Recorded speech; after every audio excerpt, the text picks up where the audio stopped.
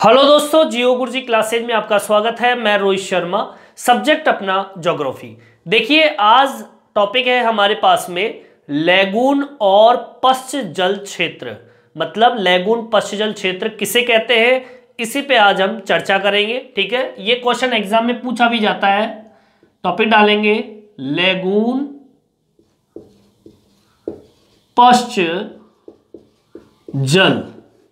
ठीक है, लैगून पश्च जल के बारे में समझने से पहले आपको मैं इजी तरीके से आपको यह बता दूं कि लैगून पश्च जल जो क्षेत्र होता है ये दिखता कैसा है, और उसको जब मैं दिखाऊंगा तो आपके समझ में आ जाएगा कि ये लैगून होता है। ठीक है, जैसे कि उदाहरण के तौर पर मैं ये कहूं, जैसे कि अपना देखा होगा कि भारत का मानचित्र आप सब जानते ही हैं कि भारत के मानचित्र के अंदर, क्योंकि ये जो बनता है लैगून वाला क्षेत्र, ये कहाँ पे बनता है? ये बनता उन क्षेत्रों में है जहां पर समुद्री तटरेखा हो। ठीक है, उन्हीं क्षेत्रों के अंदर ये बनता है। अब मैं आपको बताने वाला हूं कि कहां पर। देखिए, ये भारत का मानचित्र है। इस भारत के मानचित्र में वो क्षेत्र जो कि थोड़ा धसा हुआ है। देखिए, लैगून पश्च जल क्षेत्र हमेशा जो समुद्री तटवर्तीय जो क्षेत्र होते हैं, ये वाले क्षेत्र, यहीं पर इनका निर्माण होता है। अब कहां पर होता है? जैसे कि आपने ये भाग देखा है, इस तरीके से ये धसा हुआ भाग है, ये वाला भाग। ठीक है, ये जो भाग दिख रहा है आपको, इस भाग को, ये जो भाग दिख रहा है आपको, इस भाग को हम लैगून पश्च जल क्षेत्र के नाम से जानते हैं। ये जो भाग दिख रहा है आपको, धसा हुआ भाग, इसको हम लैगून पश्च जल क्षेत्र के नाम से जानते हैं। डेफिनेशन क्या बनती है, इधर देखिए, ये जो भाग दिख रहा है आपको, ये भाग, अब इसमें होता क्या है कि आपके पानी के साथ में मिट्टी आती है। ठीक है, नदियां जो भाग कर मिट्टी लेके आती है वो इन्हीं तटवर्तीय क्षेत्रों से आती है, इन भागों से आती है, इन धरातल से नदियां आती है। जैसे कि कृष्णा गोदावरी जो क्षेत्र है, कृष्णा गोदावरी नदी पर जो डेल्टा है, उस डेल्टा के ऊपर कोरेलू झील बनी हुई है।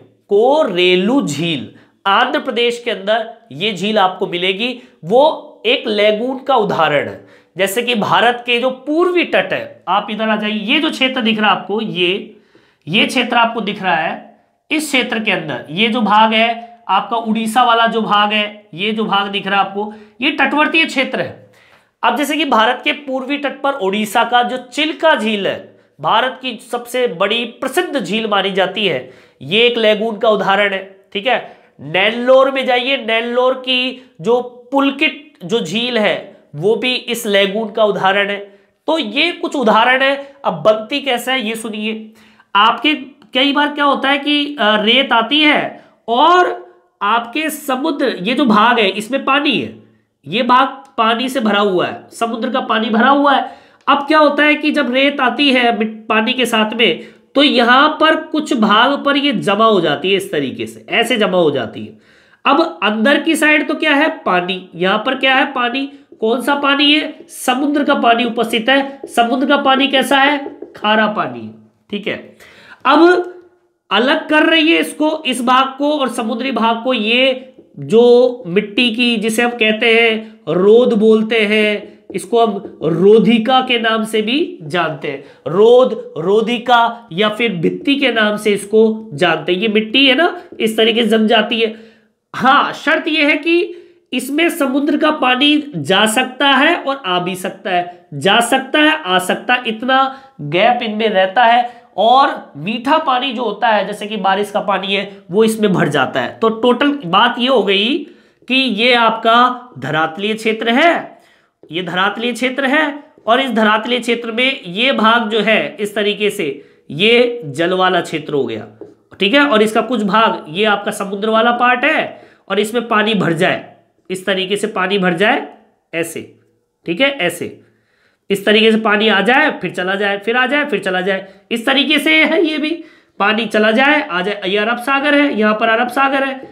ठीक है, और यहां से पानी जाता है, आता है, जाता है, आता है, इस तरीके से। अच्छा, आपको एक बात बता दूं, लैगून जो है फायदेमंद इसलिए है क्योंकि ये जो झील बनती है, जो कि खारे पानी की झील है, इन झीलों पर एक तो चावल के लिए और एक मछली पालन के लिए। ठीक है, चावल और मछली पालन के लिए ये लैगून पशजल क्षेत्र बहुत ही उपयोगी माने जाते हैं। आगे बात समझे? तो ये तो मैंने बता दिया लैगून के बारे में। अब लिखना क्या है ये मैंने समझा दिया आपको, लैगून होता क्या है। ठीक है, चलिए अब आगे की ओर बढ़ते हैं अपन। अब लैगून के बारे में लिखना क्या है उसकी बात कर लेते हैं। ठीक है, तो इसको अपन क्या करेंगे, साफ कर देंगे। ये आपके समझ में भी आ गया कि लैगून होता क्या है। कई बार बच्चे पूछते हैं मेरे से कि सर लैगून समझ में नहीं आता, होता क्या है, दिखता कैसा है, तो मैंने आपको बता दिया। ठीक है, अब आगे की ओर बढ़ते हैं और टॉपिक डालेंगे अपन लैगून। लैगून पश्च जल क्षेत्र। अब इसकी हम डेफिनेशन, परिभाषा, जो कुछ है, क्या मैटर में लिखना है वो सब लिखेंगे। देखिए अब मैंने आपको पहली चीज क्या बताई थी, कहां पर मौजूद है, ये समुद्र तट रेखा। ठीक है, समुद्र तट रेखा पे तो बनी हुई है, तो लिखेंगे भारत की बात चल रही है तो भारत की समुद्र तट रेखा कैसी है, विशाल है। ठीक है, जो मैंने अभी डायग्राम के द्वारा बताया। ठीक है, कुछ राज्यों में समुद्र तट होने से, ठीक है, कई राज्य ऐसे हैं, कुछ राज्यों में समुद्र तट होने से, अब कुछ राज्य जैसे मैंने आपको बताया उड़ीसा भी है, केरल भी है, पश्चिम बंगाल भी है, ये ऐसे, आंध्र प्रदेश भी है, ये राज्य ऐसे जो कि समुद्र तट रेखा के ऊपर है। तो यहां पर बहुत सी होने से, यहां पर बहुत सी लैगून, झीलें बनी हुई है या बन जाती है। आगे बात समझ में? ठीक है, अब देखिए आगे की ओर बढ़ते हैं। लैगून क्या है, एक जल स्रोत है, जैसे कि अभी मैंने बताया आपको, लैगून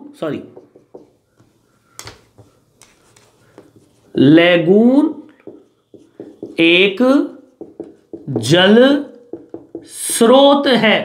और स्रोत कैसा, खारा पानी, क्योंकि ये जो भाग है वो समुद्र से जुड़ा हुआ है। आगे बात समझ में?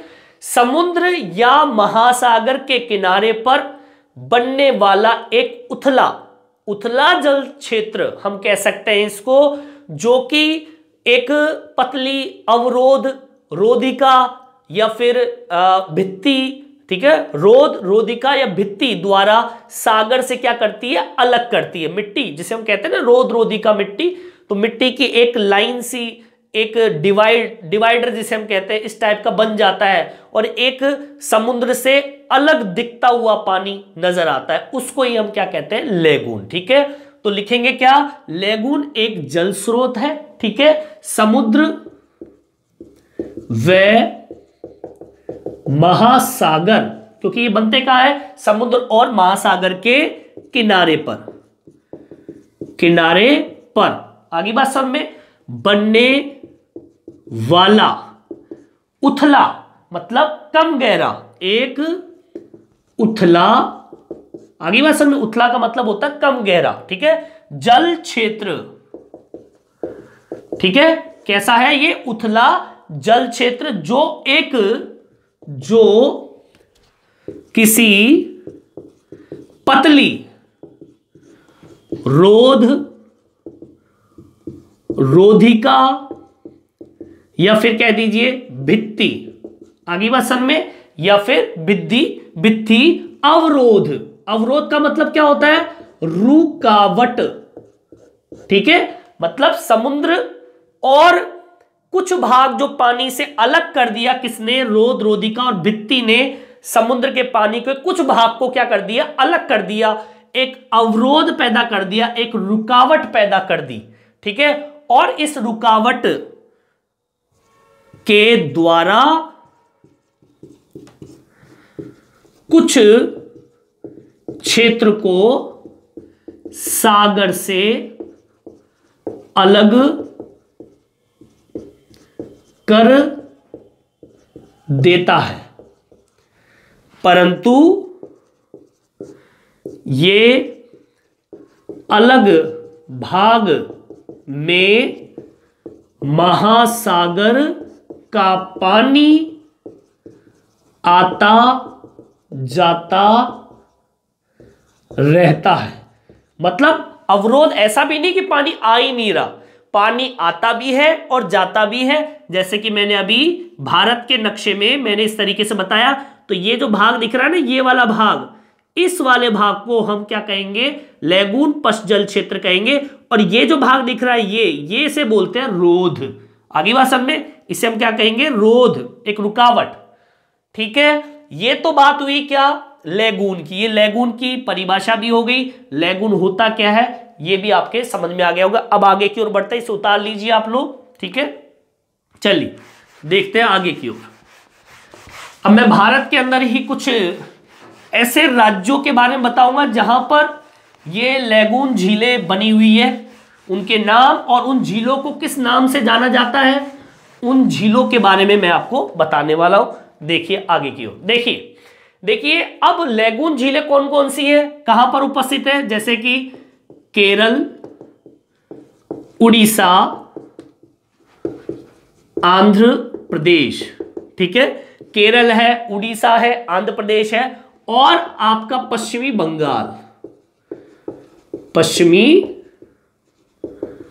बंगाल राज्यों में।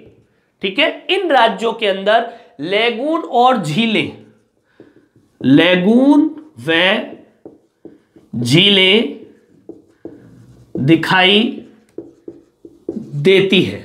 आपको दिख जाएगी किस नाम से। इनको एक तरीके से हम कह सकते हैं कि इन झीलों में बड़े धरातलीय जल संसाधन मौजूद। हम कह सकते हैं कि इन क्षेत्रों के अंदर, इन राज्यों के अंदर ऐसे लैगून झीलें आपको दिखाई देगी। इन जलाशयों में क्या होता है, खारा जल। इन जलाशयों में खारा जल उपस्थित होता है। यह जल चावल व मछली पालन में उपयोगी है। आगे बात समझ में, चावल की कुछ किस्म है, कुछ किस्में जिसको हम इसमें उगाते हैं। ठीक है, और इसके अलावा मछली पालन। अच्छा, और एक बात बता दूं, नारियल की खेती के लिए भी खेती भी की जाती है। नारियल की खेती के लिए भी यह उपयोगी मानी जाती है और यहां से सिंचाई व्यवस्था भी की जाती है। ठीक है, चलिए अब मैं भारत के अंदर वो क्षेत्र बता रहा हूं और उन झीलों का भी नाम बता रहा हूं जो लैगून से संबंधित है। जैसे कि भारत के पूर्वी भाग, और पूर्वी भाग जो तट है उस तट पर ओडिशा जो है, उड़ीसा में एक झील का नाम है चिल्का झील, जो कि भारत की सबसे सुप्रसिद्ध बड़ी झील है लैगून से संबंधित। और एक है नेल्लोर। ठीक है, नेल्लोर जो है, उस नेल्लोर की पुलकिट, क्या नाम है, पुलकिट झील लैगून का उदाहरण है। आगे बात समझ में, ठीक है। अच्छा, इसके अलावा मैंने और बताया था आपको गोदावरी व कृष्णा नदी डेल्टा पर एक झील है, उसका नाम है कोलेरू, कोलेरू झील, और यह है आपके आंध्र प्रदेश में। ठीक है, झील लैगून का उदाहरण है। आगे बात समझ में, तो इस तरीके से ये तो बात हुई लैगून से संबंधित, मोटे तौर से मैंने आपको ये समझा दिया है। और इसे ही लैगून कहते हैं, जो कि आपके धरातलीय क्षेत्र से, महासागरीय क्षेत्र से जो जुड़ा हुआ भाग होता है, या कह दीजिए समुद्र तट रेखीय क्षेत्र जो होते हैं, और उस तट क्षेत्र के अंदर जो धसा हुआ भाग, जहां पे सागर का पानी अंदर तक धसा हुआ रहता है, ठीक है, और खारा जल क्षेत्र जिसे हम कहते हैं। आगे बात समझ में, तो ये तो भैया बात हुई लैगून की। अब इसके आगे एक शब्द और जुड़ा हुआ है, पश्च जल क्षेत्र। ठीक है, दोनों एक ही शब्द है, दोनों एक ही शब्द, लेकिन दोनों के अंदर मैं डिफरेंस बता देता हूं। ये तो लैगून जो है आपके तटवर्तीय क्षेत्रों पर, ठीक है, जो तटरेखा होती है वहां पर। ये जो पश्चिम क्षेत्र है ये नदी से संबंधित है, ठीक है। मैं बताता हूं, इसकी डेफिनेशन भी मैं आपको लिखवा देता हूं, आपको मिलेगी नहीं किताब के अंदर, पर मैं अलग करके आपको ये बता रहा हूं, आप इसको उतार लीजिए, ठीक है। आगे की ओर बढ़ते हैं अपन। अब पश्चिम क्षेत्र कौन से होते हैं, और आपको बता दूं ये पश्चिम क्षेत्र जो होते हैं ये नदी वाले पार्ट होते हैं, नदी के क्षेत्र होते हैं, और यहां पर जो पानी का जो बहाव होता है वो स्थिर माना जाता है, कम बहाव इसमें पानी का रहता है। डालेंगे अपन पश्चिम जल क्षेत्र। अभी लैगून के बारे में आपको समझ में आ गया होगा, ठीक है। अब पश्चिम जल क्षेत्र देखिए, किसी नदी की मुख्य धारा से, किसी नदी की मुख्य धारा से पृथक, आगे बात समझ में, पृथक हुआ जलीय क्षेत्र। बस कुछ नहीं है इसके अंदर, इतनी सी बात बतानी है। किसी नदी की मुख्य धारा, कोई नदी है और वो नदी बह रही है और उस मुख्य धारा से पृथक हुआ जलीय क्षेत्र। अगर मान लीजिए उस मुख्य धारा से कोई जल का भाग, जल की धारा उस जल क्षेत्र से, उस मुख्य धारा से क्या हो जाए, अलग हो जाए, जो प्राय नदी, ठीक है, जो कि मुख्य धारा से है, उस प्राय नदी से जुड़ा हुआ रहे, परंतु, ठीक है, जो प्राय नदी, ठीक है, कह सकते हैं मुख्य धारा, ठीक है, नदी से संलग्न रहा हो, से संलग्न मतलब होता है जुड़ा हुआ रहना, जुड़ा रहना मतलब अलग तो हुआ लेकिन मुख्य धारा से क्या रहता है, वो जुड़ा हुआ रहता है, ठीक है, जुड़ा रहता है। आगे वर्षन में दोबारा रिपीट कर रहा हूं, सुनिए। किसी नदी की मुख्य धारा से, कोई नदी है और ये मुख्य धारा इसकी बह रही है, लेकिन जलीय क्षेत्र हुआ, मुख्य धारा से पृथक हुआ जलीय क्षेत्र। अगर मान लीजिए यहां से कोई नदी और इसकी मुख्य धारा से क्या हो जाए, पृथक हो जाए, धारा है, पानी बहता भी है इसके अंदर, लेकिन दूसरा सुनिए, दोबारा सुनिए। किसी नदी की मुख्य धारा, ये नदी की मुख्य धारा है साहब, और इससे पृथक हुई जलीय क्षेत्र, ये पृथक हो गई, ये जलीय क्षेत्र निकल गई साहब इधर से, ठीक है, जो प्राय नदी से जुड़ा हुआ है। अब देखो नदी से जुड़ा हुआ भाग भी है, जुड़ रहा है ना, नदी से जुड़ा हुआ है, अलग थोड़ी किया मैंने, जुड़ा हुआ है, ठीक है, परंतु यहां नदी का प्रवाह क्या रहता है, कम रहता है। इस जगह नदी का प्रवाह कम रहता है, ठीक है, तो यहां मैं लिख दूंगा, परंतु यह इस क्षेत्र में नदी का प्रवाह है कम रहता है, मतलब जुड़ा हुआ है, लेकिन मुख्य धारा तो यही है, तो पानी का प्रवाह तो इसी धारा में रहेगा, लेकिन कुछ भाग किसी कारण से वो अलग हुआ है, पानी बहता भी है इसमें, लेकिन उसका प्रवाह कम होता है, या जल कैसा रहता है, स्थिर रहता है। ऐसी कंडीशन में जब जल रहता है तो उसे हम पश्च जल क्षेत्र के नाम से जानते हैं। आगे बात समझ में, किसी नदी की मुख्य धारा से पृथक हुआ जलीय क्षेत्र जो प्राय नदी से संलग्न हो, जुड़ा हुआ हो, परंतु यहां नदी का प्रवाह थोड़ा कम रहता है। आगे बात समझ में, इस क्षेत्र को हम पश्च जल क्षेत्र के नाम से जानते हैं। तो इस तरीके से हमारा लैगून और पश्च जल क्षेत्र कंप्लीट होता है। इस वीडियो में इतना ही। वीडियो आपको कैसा लगा मेरे कमेंट्स बॉक्स में डाल के जरूर बताएं और मेरे चैनल को सब्सक्राइब जरूर करें। धन्यवाद।